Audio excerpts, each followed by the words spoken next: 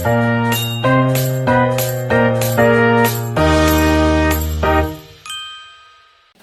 Assalamualaikum warahmatullahi wabarakatuh. Waalaikumsalam warahmatullahi wabarakatuh. Sebelumnya perkenalkan, nama saya Marta. Di sini saya akan membawakan materi yang berjudul korban pemerkosaan dari ahli 2.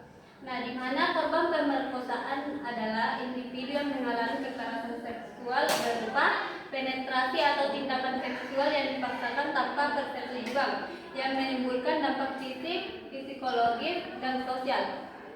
Karakter populasi ini mencakup mayoritas usia perempuan, usia remaja sampai dewasa, namun bisa semua usia. Kondisi psikologis seperti adanya ketakutan, kecemasan, shock, bingung, atau malu. Kemudian kondisi fisik biasanya ada luka, nyeri, risiko IMS, dan kehamilan. Dan pelaku sering orang yang dikenal korban.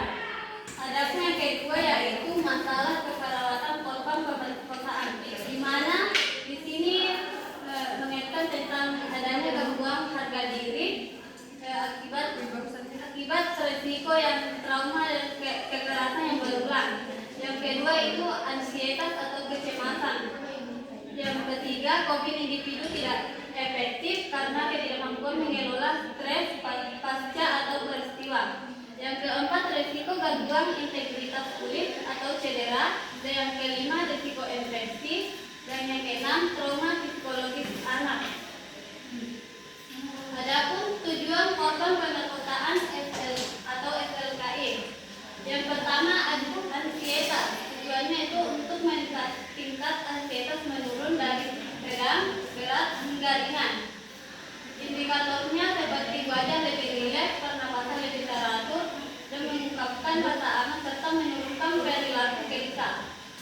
Dan yang kedua, gangguan harga diri rendah, di mana tujuannya klaim menunjukkan peningkatan harga diri dan indikatornya mengungkapkan pikiran positif tentang dirinya, menurunkan self-blaming, dan mau menerapkan dukungan orang lain.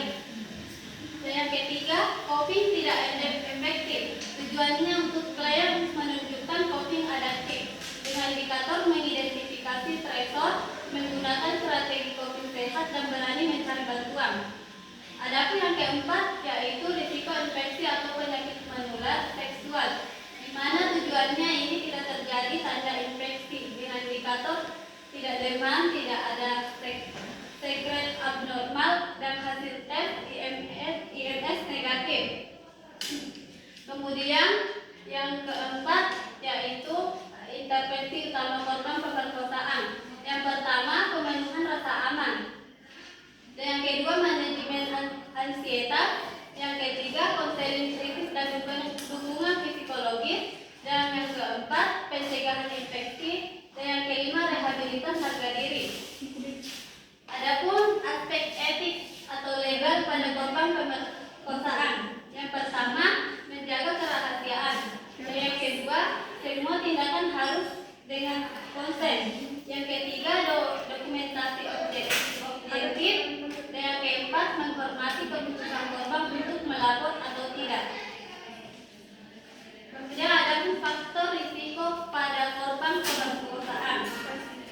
Yang pertama itu usia terlalu muda. Yang kedua, lingkungan tidak aman. Ketiga, pelaku orang dekat. Dan yang keempat, riwayat kekerasan sebelumnya. Adapun yang keenam poin yaitu mini case atau piknet, di mana seseorang 19 tahun datang ke puskesmas menangis dan gemetar melaporkan pemaksaan oleh kenalan dekat. Kemudian mengalami nyeri genital, takut, dan sangat cemas. Perawat menenangkan korban, memberi dukungan emosional, dan melakukan pemeriksaan awal, memberikan profilaksis, IMS, dan kontrasepsi darurat, dan merujuk untuk visum serta menghubungkan korban dengan layanan